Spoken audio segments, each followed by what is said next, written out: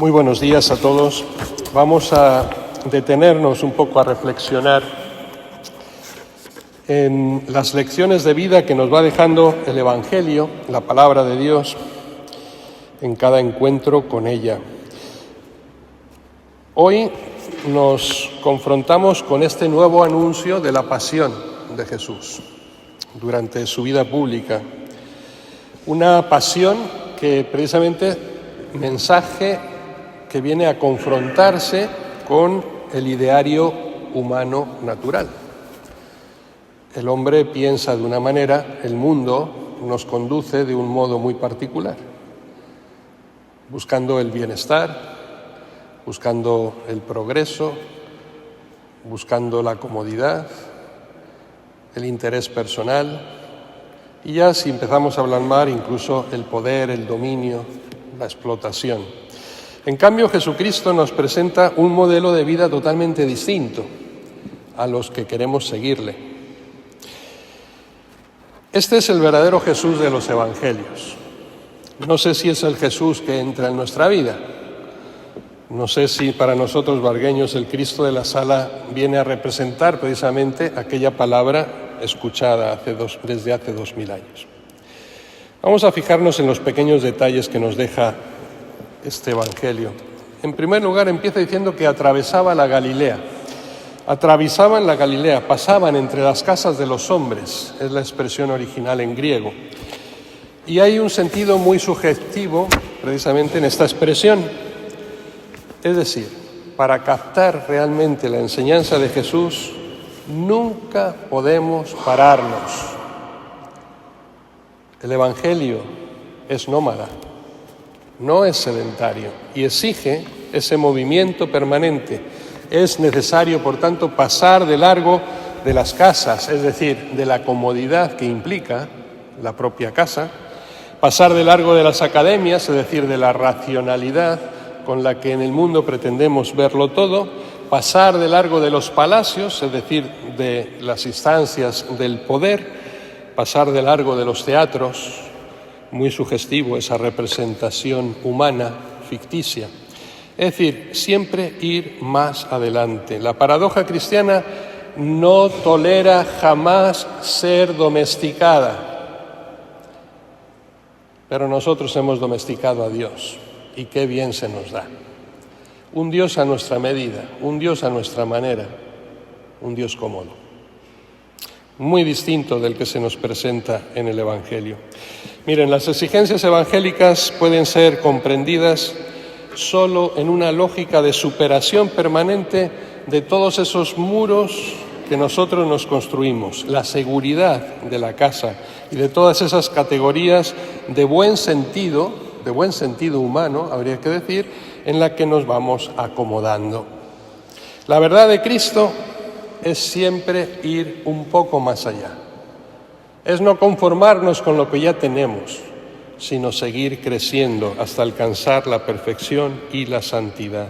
Pararse para discutir, por tanto, para conciliar, para consensuar, para razonar y, en definitiva, yo diría que el verbo que lo caracteriza sería para atenuar, es alejarse siempre del plan de Dios. Es decir, ir construyendo nuestros propios planes humanos. Jesús vino a habitar en medio de nosotros con esa invitación, cuidado, perentoria, de salir fuera. Una iglesia en salida, dice el Papa Francisco hoy día en su magisterio. ¿Se han parado a pensar ustedes lo que significa la palabra parroquia? Ustedes se describen a sí mismos como la parroquia de Vargas, ¿verdad? ¿A alguien se le ocurrió alguna vez investigar lo que significa la palabra parroquia? No, ¿verdad? Es griego, parroikia. ¿Qué significa? ¿Sí? Estar con los hombres siendo un extranjero. Lo que Jesucristo decía, estamos en el mundo sin ser del mundo y por tanto sin hacer nuestros los sentimientos del mundo. Más bien estamos para fermentar esa masa. ser luz en medio de las tinieblas, ser sal. Ese es el mensaje de Jesucristo. ¿Estamos en el mundo? Sí, pero no le pertenecemos al mundo. Somos parroquia. Si nos vamos un poquito más adelante al versículo 32 que acabamos de escuchar, dice el texto del Evangelio: no entendían aquello y les daba miedo preguntarle. ¿Por qué les daba miedo preguntarle? Porque la discusión que traían los discípulos no tenía nada que ver con el mensaje de Jesús. Jesús está diciendo que hay que ser siervos, que Él va a ofrecer su vida y va a morir por nosotros, y ellos venían pensando a ver quién va a ser el primero, quién va a tener más poder, discutiendo, ¿no?, sobre preferencias. No penetraron sus palabras, no entendieron nada aquellos primeros discípulos, y quizá nosotros seguimos un poco en la misma línea. Es decir, se quedaban siempre en la superficie, sin profundizar en el mensaje de Jesús. Esa ingenua ilusión de que la no comprensión puede disculpar del cumplimiento del mensaje que se les da. Cuidado, que es una tentación bastante común, ¿no? Porque si no lo sé, no me compromete. En el momento en que conozco y entiendo, por tanto me comprometo. Y parece que aquellos discípulos pretendían pasar de largo. Pero no nos dispensa, por tanto, de la tarea y del itinerario de la cruz el hecho de no haberla entendido. Ellos tienen miedo de preguntar porque temen perder esa coartada que les daba la ignorancia y quedarse precisamente sin pretextos para aceptar la verdadera misión del cristiano. Nos hemos acostumbrado a ser cristianos, perdonen por la expresión, refractarios. Ustedes conocen esta expresión, ¿verdad? Refractario. Es decir, que se resiste a la acción del fuego sin cambiar de estado, ¿no? Me pongo un traje refractario y el fuego choca, el calor se va y a mí no me pasa nada. Bien, pues así nos hemos hecho con el Evangelio. Nos hemos puesto un traje refractario para que no nos afecte.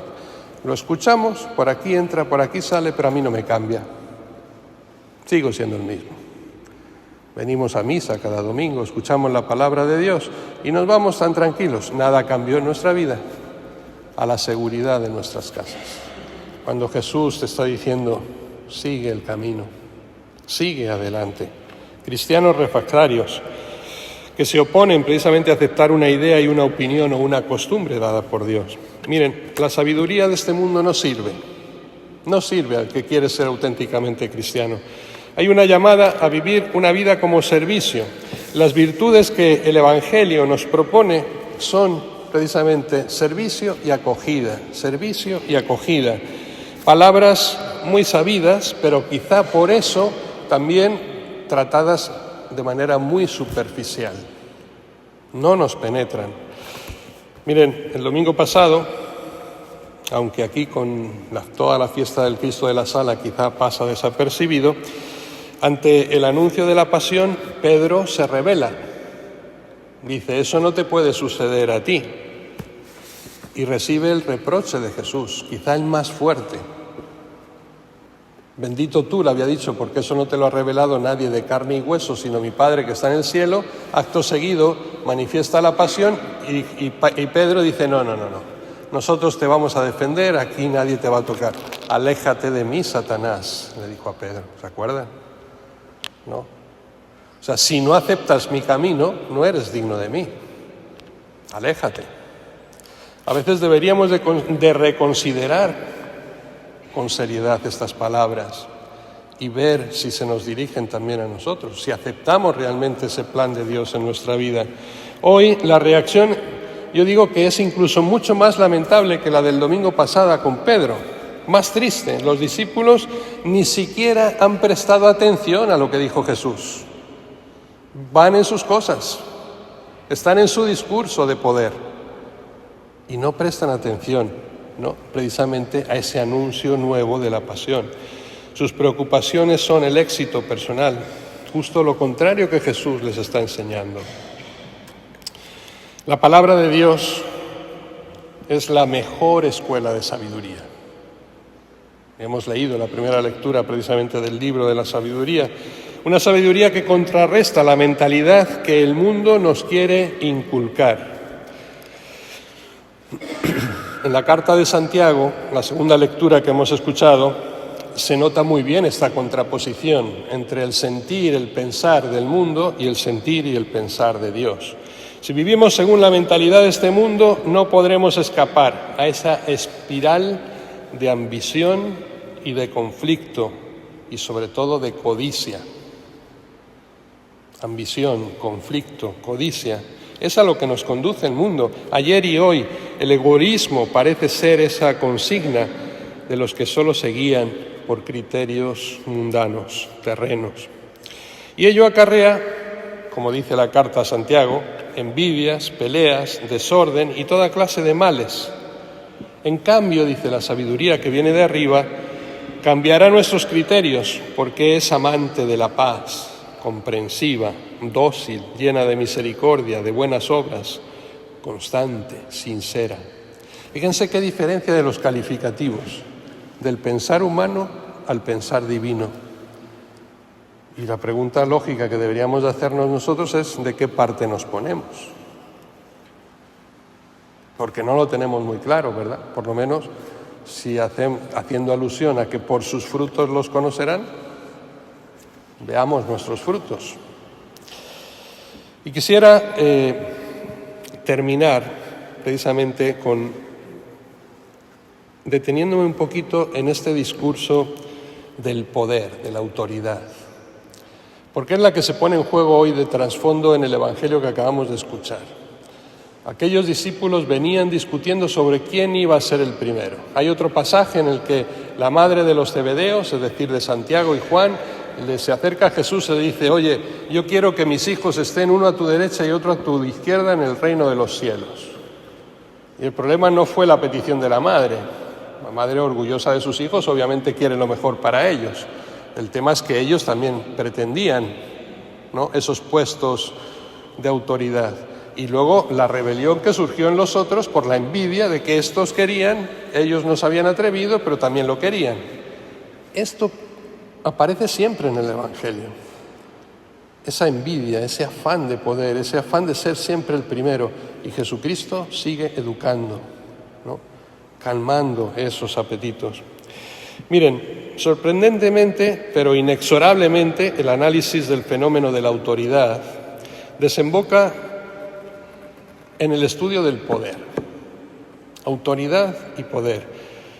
Pero no son lo mismo, lo confundimos, solemos usar los dos términos unilateralmente. No, autoridad y poder muchas veces son incluso lo contrario, el uno del otro. Y les cito aquí a un gran pensador judío, a quien he tenido la suerte de leer en abundancia, Max Scheler.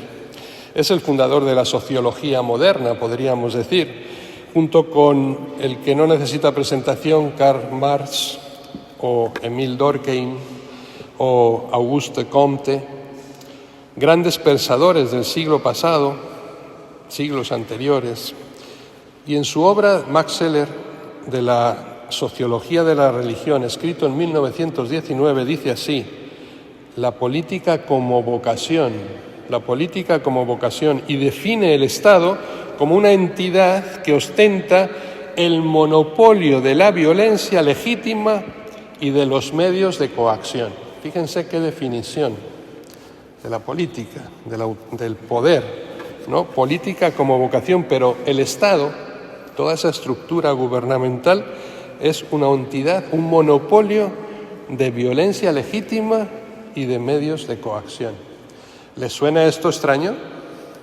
Y no estoy hablando de México, estoy hablando de España, porque es lo que estamos viviendo. Si nos paramos para distinguir precisamente entre el poder y la autoridad, el poder es esa probabilidad que tiene uno para imponer su voluntad a los otros. Eso es poder.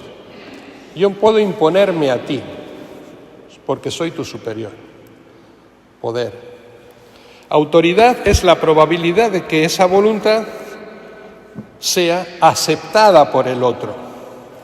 Si se han dado cuenta, automáticamente vemos que el poder te viene de arriba, por un cargo que ostentas, mientras que la autoridad te la tienes que ganar desde abajo, porque esa voluntad tiene que ser aceptada.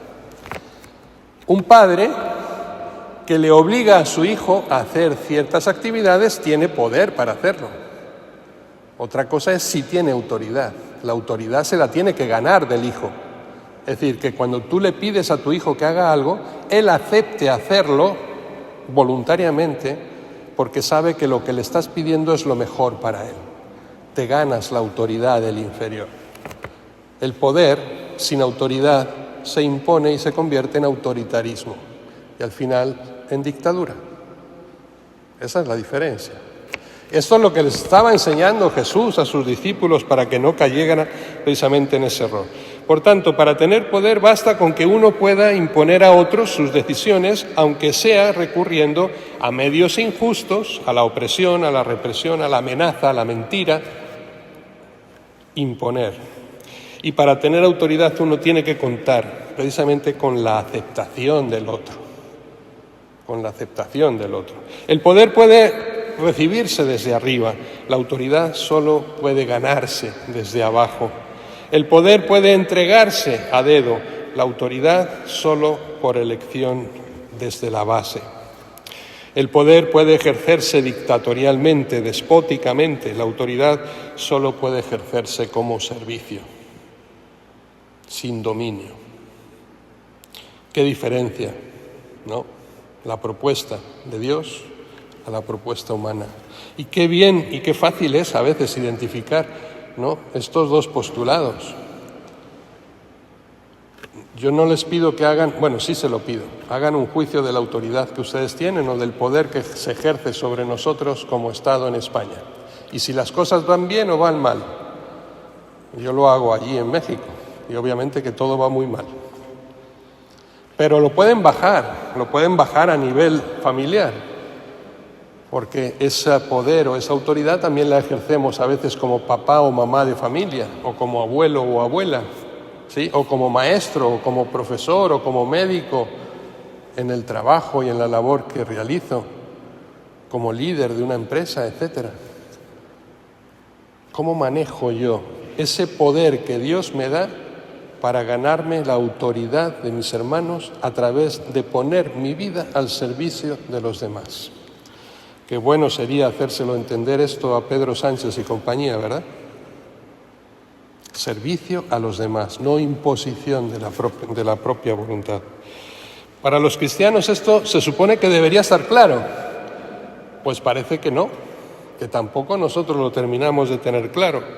Y también está claro que esas celebradas dotes de mando son precisamente esos vicios fundamentales que incapacitan para el ejercicio de la autoridad, pues no son aptos para el ejercicio de la autoridad los que se sirven para mandar, los que no sirven, para mandar, sino los que están capacitados y tienen la voluntad firme de poner su vida al servicio de los demás. Miren, la autoridad así entendida es un auténtico servicio a la comunidad y puede ser conferida a una persona responsable, solamente a una persona responsable. Para el poder no existe enajenación, no puede enajenarse en manos de nadie, sino que debe fragmentarse siempre de tal modo entre los que mandan que el pueblo nunca pierda su poder. No caigamos en ese autoritarismo, ¿no?, de quererlo controlar todo, porque esto solamente puede conducir a la ruina. El camino, por tanto, del servicio y no del poder y del dominio es lo que hace difícil seguir a Jesús. Se lo complicó mucho a aquellos 12 apóstoles. Algunos se quedaron atrás, pero la mayoría morirán por la causa, finalmente convencidos de que es el auténtico y el verdadero camino de salvación. Tenemos que desarraigar, por tanto, la ambición y la voluntad de poder que hay en nosotros. Si los cristianos no realizamos el estilo de Cristo, ¿de quién entonces somos discípulos? ¿A quién decimos seguir? ¿Qué camino hemos tomado? Y si la Iglesia como comunidad, animada por el Espíritu de Jesús, no instaura este estilo inconfundible de ser siervos humildes, ¿no haría increíble el Evangelio que proclamamos, pero que no cumplimos? ¿Que predicamos, pero que no practicamos? Así la gente no nos va a seguir, la gente no nos va a creer, porque ve que nuestra vida no se corresponde con lo que proclamamos con nuestros labios en nuestra fe. Que no tengamos que callar cuando se nos pregunte de qué hablábamos por el camino, como pasó con aquellos discípulos que se avergonzaron porque sus criterios eran contrarios precisamente de los de Cristo. Que no tengamos que mirar a otro lado cuando nos sintamos interrogados precisamente por esa voz silenciosa que brota de esta cruz y del Santísimo Cristo de la Sala y que se expresa precisamente a través de ese derramamiento de sangre. Que seamos coherentes con la fe que hemos profesado. Que así sea.